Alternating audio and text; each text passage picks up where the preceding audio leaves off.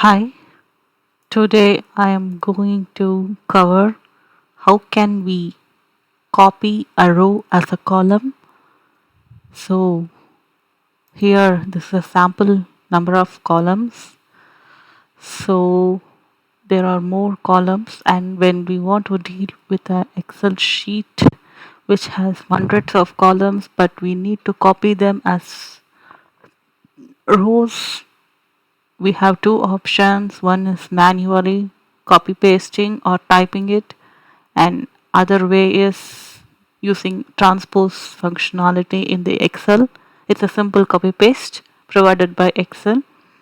So it's very simple.